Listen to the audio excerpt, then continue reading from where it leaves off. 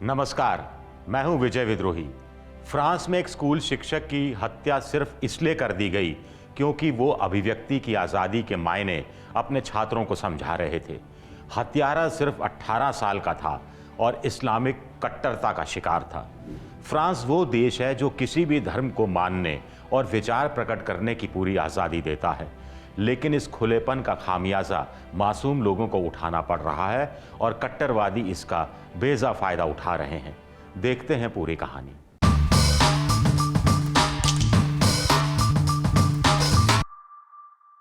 France की राजधानी Paris के पास एक उपनगर में पुलिस और इस्लामिक आतंकवादियों की हिंसक मुठभेड़ होती है। पुलिस के बार बार चेतावनी देने पर भी 18 साल का हत्यारा आत्मसमर्पण नहीं करता तो पुलिस को मजबूरी में गोली चलानी पड़ती है। हत्यारा मारा जाता है। पुलिस को हत्यारे के शव के पास मिले फोन से एक संदेश मिलता है। संदेश ट्वीट किया गया था। इसमें हत्यारे ने स्कूल के शिक्षक सैमुअल पेटी के शव के साथ फ्रांस के राष्ट्रपति एमेनुएल मैक्रों को संदेश भेजा था।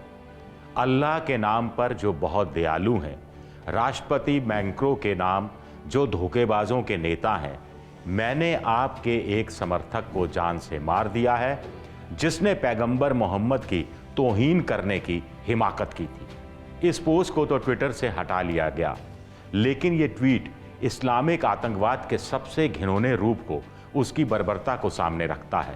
18 साल के हत्यारे ने कॉन्फ्लांस सेंट होनोरीन नाम के कस्बे में स्कूल के इतिहास टीचर सैमुअल पेटी की गला रेत कर निर्ममतापूर्वक हत्या कर दी थी। पेटी अपनी क्लास में बच्चों को अभिव्यक्ति की आज़ादी का मतलब समझा रहे थे। इसके लिए उन्होंने पैगंबर मोहम्मद पर बने कुछ कार्टून बच्चों को दिखाए थे।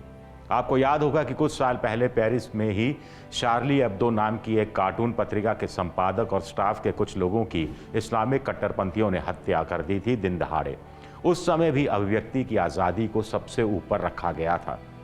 इतिहास के शिक्षक सैमुअल पेटी यही बता रहे थे कि अभिव्यक्ति की आज़ादी का सबको सम्मान करना पड़ता है। इसके लिए ही उन्होंने पैगंबर पर बने कार्टून को दर्शाया था। उनका मकसद अपमान करना या नीचा दिखाना कतई नहीं था। वो तो ये बताने की कोशिश कर रहे थे कि आप किसी के विचारों से, किसी के बनाए कार्टून से सहमत हो सकते हैं, आप असहमत हो सकते हैं, लेकिन अभिव्यक्ति की स्वतंत्रता के अपने मायने हैं। इस आज़ादी को हमें बनाए रखना है तो हमें इस अधिकार का हर हालत में सम्मान करना है। फ्रांस पुलिस के अनुसार पेटी के कुछ मुस्लिम छात्रों ने ये बात अपने घर पर बताई तो कुछ माँ बाप नाराज़ हो गए कि मोहम्मद साहब का इस तरह विवरण करना ईश निंदा के तहत आता है।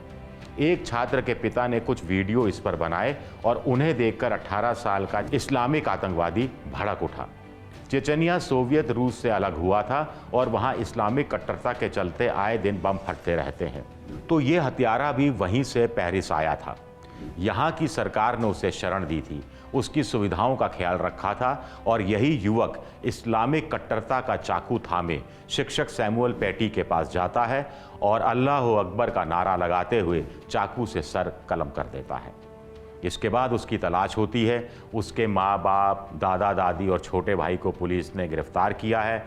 वीडियो अपलोड करने वाले एक छात्र के पिता को भी पकड़ा गया है, जिसकी सौतेली बहन 2014 में सीरिया में इस्लामिक स्टेट के आतंकवादियों के साथ शामिल हो गई थी। खैर, 18 साल का हत्यारा मारा गया।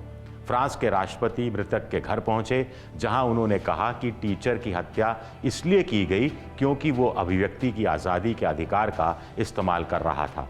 वो इस्लामिक कट्टरता का शिकार हुआ। आगे उन्होंने चरमपंथियों के खिलाफ एकजुट होने की अपील की। फ्रांस में 60 लाख मुस्लिम रहते हैं और ईसाई धर्म के बाद इस्लाम दूसरा सबसे बड़ा धर्म है। फ्रांस ने सीरिया में आतंकवादी हमले के बाद वहां से आए बहुत से शरणार्थियों का दिल खोलकर स्वागत किया है। इस्लाम मानने वालों को अपने यहाँ बिना किसी शर्त के पनाह दी, जिन्हें कोई देश दूसरा देश स्वीकारने को तैयार नहीं था।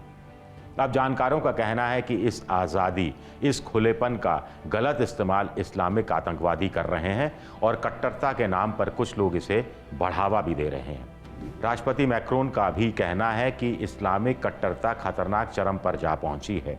बहुत संभव है कि फ्रांस अब अपनी शरण देने की नीति में बदलाव करे।